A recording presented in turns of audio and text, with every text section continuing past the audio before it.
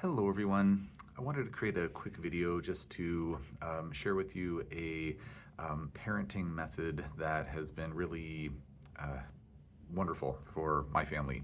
My wife and I have been using this method for 6, 7, 8 years now, maybe 9 years, can't remember, quite a long time now. And it's just something that's been a really good fit for our family. And I just wanted to create a quick video about it to let folks know about it in case you haven't heard of it. If it sounds interesting, please go check it out. If not, then it is what it is. For clarification here, I'm not an expert in this parenting method, just sharing my own firsthand experience with it. We have 3 boys, aged 7, 9, and 18, almost 19 for the oldest one. And so we've been using this for quite a while through different stages of development, and it's just been a really, really good fit. As parents, we love our kids dearly. They're the most precious things in the world to us, of course, and we want to do our best. And as has been said many, many times, there's no manual that comes with the child when they come into this world. Goodness knows, it'd be nice to have a parenting manual that's an infallible one. But this parenting method's been really helpful for us, so I wanted to share it. So it's something referred to as attachment parenting. A couple of great resources that on social media, if you're interested in learning a bit more. There's an account called The Attachment Nerd. So her information is awesome. And there's another one called Nurtured First. There are other folks out there that have great accounts too. I just can't remember any of them off the top of my head, but generally it's referred to as attachment parenting. I've been thinking about making a video about this for a little while, because just on a regular basis, I say to my wife, like, I'm so glad that we parent this way. This has been, such a great fit for our kids. And there's just regular things that come up where I'm like, okay, if I didn't know about attachment parenting, I would have handled this situation differently. And I don't think that the outcome would have been as good. As an example, our 9-year-old right now, is struggling a bit with getting his homework done, and we're working on things. He's smart as a whip, really smart kid, but trying to keep him focused on getting all of his math homework done, or getting all of his spelling, practicing for spelling tests or whatnot. It just sometimes he's on point, and sometimes he does a couple of math problems, like he knows how to do it, but he just starts fiddling with this, fiddling with that, wants to talk to me about Minecraft, wants to talk to me about various other things.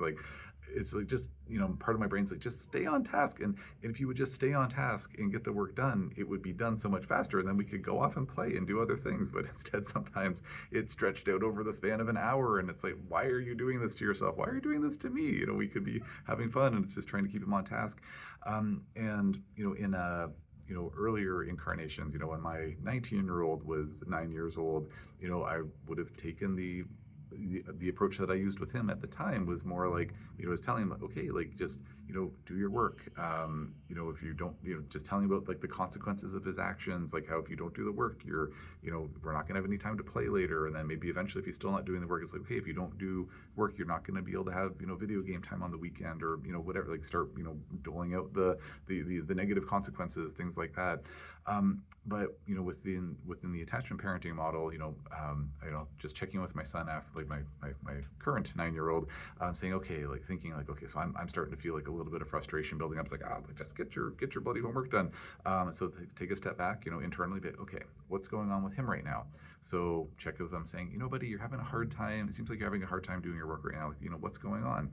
And sometimes he's like, I just really, really want to tell you about this, one more thing with, Minecraft, because every kid's obsessed with Minecraft, it seems.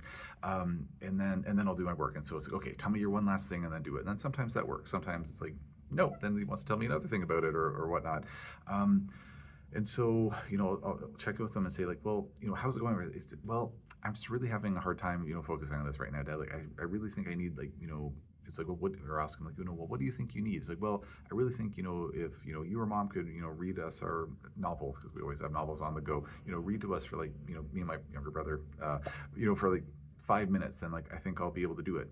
And so, again, with my non-attachment parenting method thinking, not so much okay, put myself in his shoes, what does he need right now, but rather what do I think he should be doing, and I think he should have his nose to the grindstone and work hard and get her done, and even if you don't want to do it, just do it, kind of the way that many of us maybe were raised.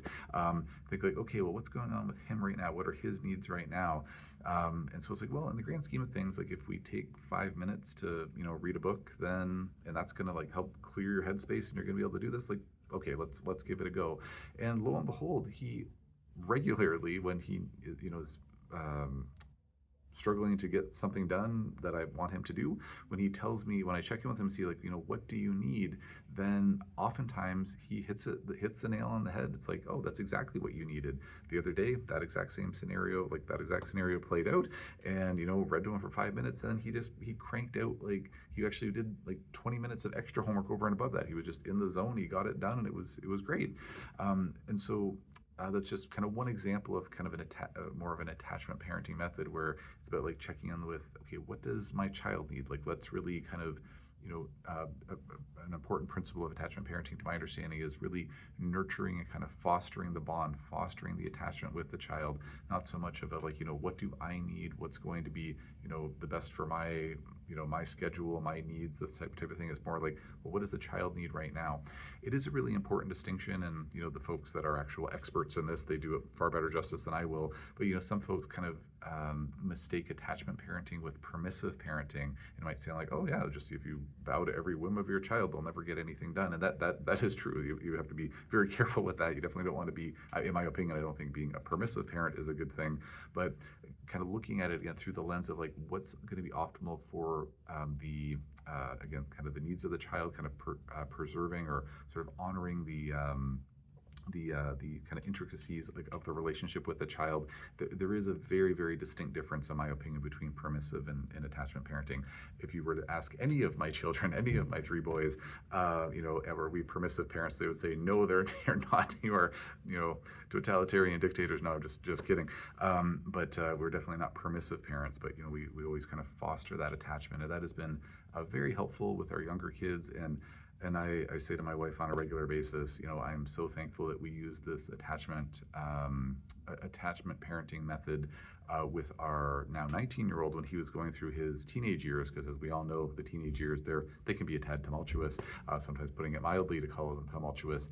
And that's something that we really are thankful that we employed that. But we'll get into that because the video is coming to its end. So anyways, if you yourself have used an attachment parenting model with your own kids and feel like sharing that experience in the comments, love to hear about it. If there are other attachment parenting resources or accounts or whatnot that you know of outside of the Attachment Nerd and Nurtured First, again, there are many, but if there's a favorite that you have that's not one of those, please post in the comment section. Or if you just love those ones and want to say, yes, I love the Attachment Nerd, please post in the comment section below, as I'd be curious to know what other resources for my own sake, and if folks are interested, they'll check out this thread. Any thoughts or comments on this? I'd be love to hear about it in the comment section, and otherwise I'll leave it there for now.